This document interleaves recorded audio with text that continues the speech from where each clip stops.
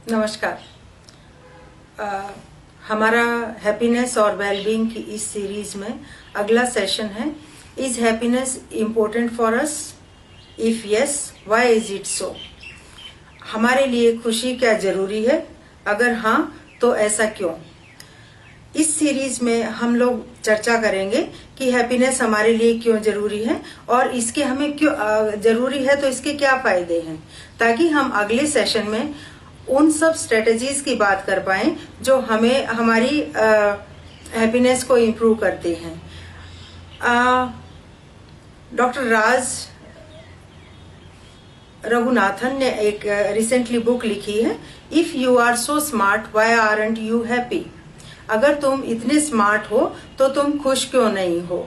इस बुक में और इनकी जो रिसेंट टॉक्स हैं उनमें बहुत सारी स्टडीज का जिक्र किया गया है। जैसे एक स्टडी है इम्पोर्टेंस ऑफ वेरियस गोल्स, हम किन गोल्स को ज्यादा इम्पोर्टेंस देते हैं, और इस स्टडी में इन्होंने लगभग 10,000 लोगों को 45 कंट्रीज से स्टडी किया और उनको उन गोल्स को प्राथमिकता वाइज लगाने के लिए बोला गया और ये पाया कि जो मोस्ट सेलेक्टेड गोल है वो है हैप्पीनेस, दूसरे नंबर पर है सक्सेस, उसके बाद है इंटेलिजेंस एंड नॉलेज और मटेरियल वेल्थ। तो इसका मतलब ये हुआ कि हम सबसे ज्यादा इम्पोर्टेंस हैप्पीनेस को देते हैं। लेकिन जब हम इन गोल्स को अपने रियल लाइफ में या जब हम कोई एक्टिविटीज रिवील करते हैं उसके थ्रू हम देखते हैं तो यहाँ हमारी जो प्राथमिकता है वो चेंज हो जाती है। जैसे ये आपको ग्राफ दिखा रहा है कि सबसे ज्यादा उस टाइम पे रेट हुआ वेल्थ और उसके बाद सक्सेस और उसके बाद इंटेलिजेंस और फिर हैप्पीनेस। इसी तरह की एक और रिसर्च में उन्होंने पार्टिसिपेंट से विश लिस्ट बनाने के लिए कहा कि आप अपनी विश में किस चीज को सबसे पहले पाना चाहोगे, कि आपकी 3 क्या ख्वाहिशें हैं। और इन्होंने पाया कि इस विश लिस्ट में सबसे पहले लोगों ने वेल्थ को काउंट किया, फिर उन्होंने सक्सेस, फिर उन्होंने फेम और उसके बाद हैप्पीनेस। तो यहाँ से हमें समझ आता है कि हमारी इनर चाह तो है, अपनी चाह तो है कि हमें हैप्पीनेस चाहिए, लेकिन जब हम एक्टिविटीज करते हैं या जब हम अपने गोल्स रियलिटी में बनाते हैं उस टाइम हम मनी को, सक्सेस को और फेम या इंटेलिजेंस को भी महत्व देते हैं। तो यहाँ पर हमारा जो सेल्फ कंसेप्ट है और आइडियल सेल्फ है, इन दोनों में थोड़े थोड़े डिफरेंसेस हैं और ये भी एक कारण हो सकता है कि हमारी इच्छा तो है लेकिन जब हम बाहरी प्रेशर में आते हैं उस टाइम हम दूसरे गोल्स को ज्यादा इम्पोर्टेंस देते हैं और कहीं पर ये कॉन्फ्लिक्ट बना रहता है। एक और लेटेस्ट स्टडी हमें बताती है कि हमारे पास ज्यादा मटेरियल इकट्ठा होना, ज्यादा मनी ओरिएंटेड चीजें इकट्ठी होने से ज्यादा रिच एक्सपीरियंस लाइफ में होना ज्यादा खुशी देता है। इसलिए हमारे लिए खुशी के लिए एक्सपीरियंसेस होना ज्यादा जरूरी है बजाय के सिर्फ मनी एक लेवल तक हमारे लिए इम्पोर्टेंट है जहां तक हमारी बेसिक नीड्स फुलफिल करता है। उसके बाद हमारा आता है कि ये तो सही है कि हम हैप्पीनेस को ज्यादा रेट कर रहे हैं और हम चाहते हैं कि सबसे ज्यादा हम खुश रहें और हमारी एक्टिविटीज में भी कुछ हद तक हैप्पीनेस ओरिएंटेड एक्टिविटीज को हम मान्यता देते हैं, लेकिन खुशी से फायदे क्या हैं, क्यों हमें खुश होना चाहिए? इस सीरीज में लगभग सैकड़ों स्टडीज हैं जो हमारे फिजिकल, हमारी मेंटल हेल्थ, हमारी परफॉर्मेंस और आजकल तो इवन ब्रेन में क्या एक्टिविटीज होती हैं जब हम ज्यादा खुश होते हैं और ये हमारी वेलबींग को, हमारी हैप्पीनेस को कैसे कंट्रीब्यूट करता है, उसके लिए भी काफी रिसर्च हो रही है। और इन रिसर्चेज में जो एक तरह से मेटा एनालिटिक रिसर्च है जहां बार बार इन फाइंडिंग्स को स्ट्रेंथन किया गया है, वो फाइंडिंग्स है कि जो हैप्पी लोग हैं वो ज्यादा लंबे समय तक जीवित रहते हैं। हैप्पी लोग ज्यादा हेल्दी होते हैं, वो लोग डॉक्टर्स को भी कंपैरेटिवली कम विजिट करते हैं। चाहे वो स्कूल लेवल हो, चाहे वो कॉलेज लेवल हो, या आपकी जॉब के दौरान जो खुश लोग होते हैं वो ज्यादा कम छुट्टियां लेते हैं, उनके कम ऑफ डेज होते हैं। ये लोग ज्यादा प्रोडक्टिव होते हैं और ज्यादा इनकम रहती है इन लोगों की, और ये सक्सेस भी ज्यादा होते हैं खुश लोग नाखुश लोगों के कंपैरिजन में। इनके ये भी देखा गया है कि इनके लॉन्ग टर्म रिलेशनशिप्स होते हैं, लंबे समय तक ये रिलेशनशिप में रहते हैं, क्योंकि अभी तक हमने फिजिकल, मेंटल और परफॉर्मेंस पर काफी काम किया है, लेकिन जो लेटेस्ट रिसर्च है वो इसके साथ साथ ब्रेन एक्टिविटीज की भी बात करती है कि हमारा ब्रेन भी कैसे इन्वॉल्व है जब हम ज्यादा खुश होते हैं या ज्यादा हम ना खुश होते हैं। हमें पता है कि हमारी जो फीलिंग्स है या हमारे जो इमोशंस है या जो हमारी थिंकिंग है वो सब ब्रेन में भी इसकी एक्टिविटीज या इसकी रिएक्शंस रहती हैं। तो हमारे जो पॉजिटिव थिंकिंग, पॉजिटिव फीलिंग्स और positive reactions in our brain, बहुत कनेक्शन है इन तीनों में।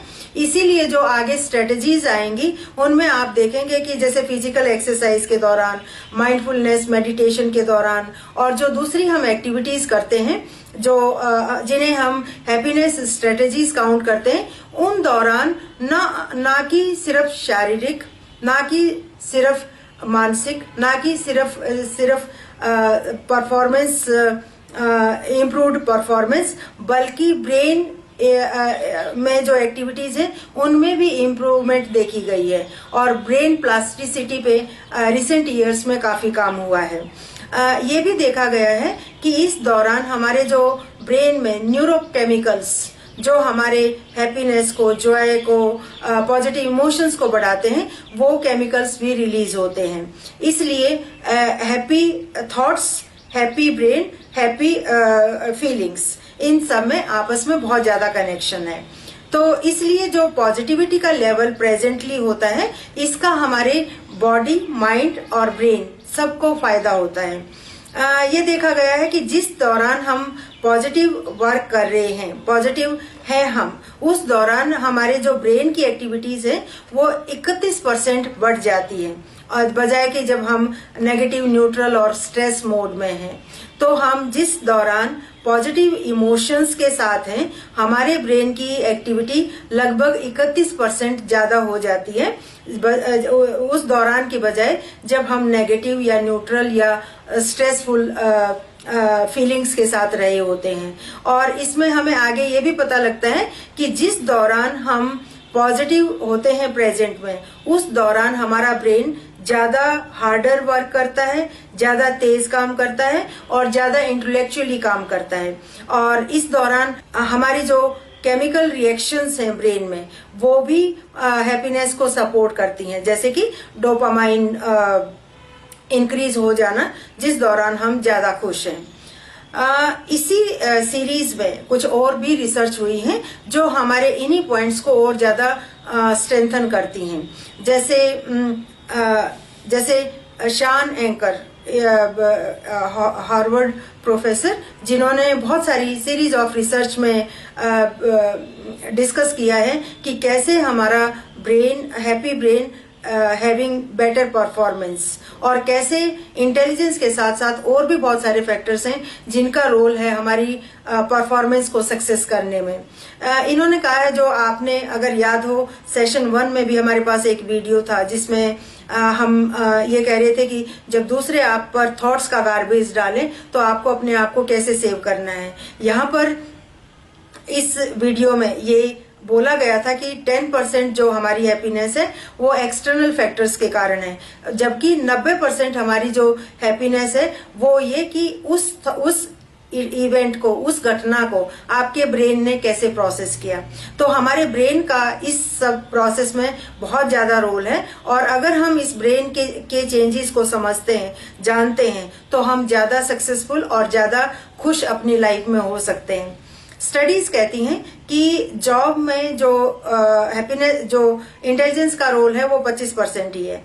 75% जो रोल है, 75% जो रोल है, उसके बहुत सारे और इंडिकेटर्स हैं, जैसे ऑप्टिमिज्म, आशावादी होना, सोशल सपोर्ट लेना, स्ट्रेसफुल सिचुएशन के दौरान चैलेंज को डील कर पाना, ये सारे फैक्टर्स हमारे परफॉर्मेंस के लिए बहुत इंपॉर्टेंट हैं अलोंग विद IQ। तो इन सब को भी बढ़ाने का हमें जरिया ढूंढना चाहिए ताकि हमारी ओवरऑल परफॉर्मेंस बढ़े। पहले जो स्टडीज हुई हैं, बहुत सारी स्टडीज जो कहती हैं कि जितने ज्यादा हम सक्सेसफुल उतने ज्यादा हम खुश, लेकिन जो लेटेस्ट रिसर्च है वो इसका रिवर्स कनेक्शन भी बताती है कि जितने ज्यादा आप खुश उतने ही ज्यादा आप सक्सेसफुल। और एक और मॉड्यूल का भी हम अगले सेशंस में डिस्कशन करेंगे जिसमें हम कह रहे हैं कि जब हम ज्यादा खुश होते हैं, हम ज्यादा एक्टिव होते हैं, हमारी परफॉर्मेंस और अच्छी होती है, जिसके कारण इस दौरान हमने और गेन किया, और ये जो हमने गेन किया ये फिर हमें एक पॉजिटिव फीडबैक दे रहा है, जिसके कारण एक तरह से पॉजिटिव स्पाइरल, हम खुश हैं, अच्छा कर रहे हैं, उसके कारण हम और अच्छे होते जा रहे हैं और अच्छा फील करते जा रहे हैं। इसके साथ साथ हमारी परफॉर्मेंस, हमारी फिजिकल हेल्थ, हमारी मेंटल हेल्थ, इसके साथ साथ कुछ पॉजिटिव पर्सनैलिटी ट्रेट्स भी हैप्पीनेस के साथ पॉजिटिवली कोरिलेटेड हैं कि जब हमारी हैप्पीनेस बढ़ती है उसके साथ साथ हमारा कॉन्फिडेंस बढ़ जाता है, उसके दौरान हमारा ऑप्टिमिज्म बढ़ जाता है, उसके दौरान हमारी सोशिएबिलिटी बढ़ जाती है, हम ज्यादा सोशल रिलेशंस में इन्वॉल्व रहते हैं, हम ज्यादा हेल्पफुल रहते हैं, इस दौरान हम लेस जेलस रहते हैं, हमारा resilience level, bouncing back during adverse situations बढ़ जाता है, हमारा क्रिएटिविटी बढ़ जाती है, और इस दौरान हमारी और ज्यादा बैलेंस्ड लाइफ रहती है। इसलिए इसके बहुत सारे फायदे हैं। अब उसके बाद हमारा अगला पॉइंट आता है, क्या हम हैप्पीनेस को बढ़ा सकते हैं? अगर हम हैप्पीनेस को बढ़ा सकते हैं तो कैसे? पहले जो पॉइंट है कि क्या हम बढ़ा सकते हैं, इसका मतलब होगा कि ऑन एन एवरेज 50% हम बढ़ा सकते हैं। और जैसे ये मॉड्यूल हमें समझाता है कि अबाउट 50% हमारा सेट पॉइंट है। मतलब अगर हम एक ही सिचुएशन में अलग अलग लोग अलग अलग रिएक्शंस दे रहे हैं तो टू सम एक्सटेंट उनका हेरिडिटिकल फैक्टर्स है, उनका जो जेनेटिक कंपोजिशन है वो डिसाइड कर रहा है कि आप किस टाइम पे कितने खुश रहेंगे, और आपका जो एक स्टेबल पैटर्न ऑफ बिहेवियर है वो आपके जेनेटिक फैक्टर्स से अफेक्टेड है। लेकिन 50% जो है ओवरऑल एनवायरमेंटल फैक्टर्स, जिसमें हम कहते हैं सर्कमस्टेंसेस और इंटेंशनल एक्टिविटीज। सर्कमस्टेंसेस जिसमें हम कह सकते हैं कि गवर्नमेंट पॉलिसीज, आपका सोशल कम्युनिटी जो पॉलिसीज हैं, किस तरह के माहौल में हम रह रहे हैं, और उसके साथ साथ इंटेंशनल एक्टिविटीज। तो अगले जितने भी हमारे सेशंस हैं उन सब सेशंस में हमारा ज्यादा फोकस रहेगा उन सब इंटेंशनल एक्टिविटीज पर, वो सारी एक्टिविटीज जो करने से हमारा हैप्पीनेस लेवल बढ़ सकता है, और इसका total contribution on an average 40% रहता है। इस सीरीज में बहुत सारे हम आगे भी डिस्कशंस करते रहेंगे।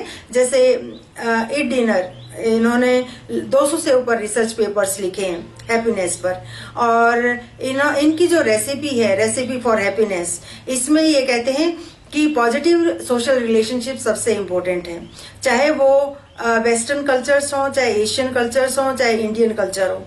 सब जगह ये पाया गया है कि सोशल रिलेशनशिप्स का पॉजिटिव होना बहुत जरूरी है, और जो आपके रिलेशनशिप हैं वो हेल्दी होना बहुत जरूरी है, उससे आप ज्यादा खुश रहेंगे।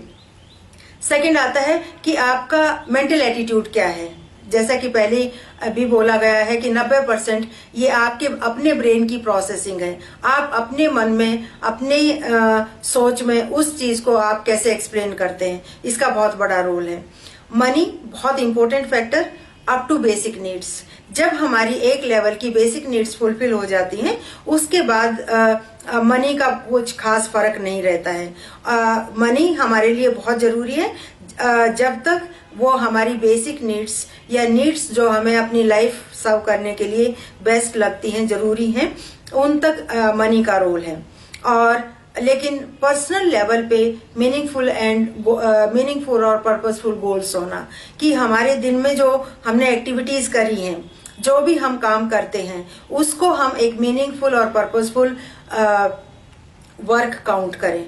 वो हमारे लिए बहुत इम्पोर्टेंट है। इसलिए ये कहते हैं कि हैप्पीनेस सिर्फ फील करना नहीं है, इसके कारण हमारे जो फंक्शंस हैं वो भी बेटर होते हैं। तो अगर हम, क्योंकि अगले लगभग कई सेशंस में 3 से 4 सेशंस में हम सिर्फ उन स्ट्रेटजीज की बात करेंगे जो हमारी हैप्पीनेस को इम्प्रूव करती हैं। इसलिए हमारे लिए ये बहुत जरूरी हो जाता है कि हम ये समझें कि हैप्पीनेस की क्या इम्पोर्टेंस है, क्या इसके बेनिफिट्स हैं, और ब्रॉडली हम हैप्पीनेस किसे कह रहे हैं। तो इसलिए एक बार फिर से हम इन सारे पॉइंट्स को समराइज करते हैं।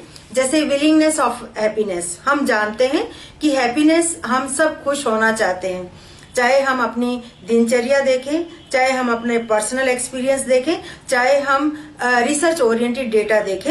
हैप्पीनेस के लिए विलिंगनेस हर किसी ने इम्पोर्टेंस इसके लिए दी है। जब हम बेनिफिट्स की बात करते हैं, जैसा हमने आज के सेशन में डिस्कस किया, हमारे फिजिकल, हमारे सोशल, हमारे मेंटल, हमारी परफॉर्मेंस, ये सब इम्प्रूव होते हैं। इवन ब्रेन एक्टिविटीज भी इम्प्रूव होती हैं, और ना कि सिर्फ सब्जेक्टिव एक्सपीरियंस खुशी से संबंधित, पर अब शारीरिक, मानसिक ब्रेन एक्टिविटीज, जिसमें एफएमआरआई और ईईजी और भी बहुत सेंसिटिव और एडवांस्ड इक्विपमेंट्स यूज करके स्टडी करी गई हैं। सब हैप्पीनेस के बहुत सारे बेनिफिट्स काउंट करते हैं। उसके बाद आता है कि हमने हैप्पीनेस को क्या अंडरस्टैंड किया। हमने हैप्पीनेस को जो अंडरस्टैंड किया वो ये कि ब्रॉडली हैप्पीनेस का मतलब है हम अपने जीवन में संतुष्ट रहें, लाइफ सेटिस्फेक्शन, हमारे पॉजिटिव भावनाएं, पॉजिटिव इमोशंस हो, नेगेटिव इमोशंस कम से कम रहें, हमारे पॉजिटिव रिलेशंस हो, autonomy, personal growth, self acceptance, life purpose, environmental mastery, positive relations, accomplishment, engagement. ये सारे फैक्टर्स हैं जो हमारी हैप्पीनेस को कंट्रीब्यूट करते हैं। अगर हम एशियन पर्सपेक्टिव की बात करते हैं तो फिर हम विद इन वर्ल्ड ज्यादा फोकस्ड रहते हैं कि हमारे अंतः मन में, हमारे अंदर कितनी शांति है, हमारे अंदर कितनी समरसता है, हमारे अंदर कितना तालमेल, कितना बैलेंस है, वो हमारी हैप्पीनेस को डिटरमिन करता है। तो इन 2 इंट्रोडक्टरी सेशंस के बाद हम अगले सारे सेशंस में कुछ वीडियोस इस्तेमाल करेंगे जिनमें एक पर्टिकुलर स्ट्रेटेजी को आइडेंटिफाई करा गया है कि ये क्या है, कैसे करनी चाहिए और इससे हमें क्या बेनिफिट्स होंगे। Thank you very much. और अगले सारे सेशंस आपको ज्यादा एंटरटेनिंग लगेंगे क्योंकि उनमें हमने बहुत सारे वीडियोस जो साइकोलॉजी से हैं, जो मोटिवेशनल स्पीकर से हैं और जो स्पिरिचुअल गुरुज से हैं। तो आशा है आप अगले सेशंस को ज्यादा एंजॉय करेंगे। धन्यवाद।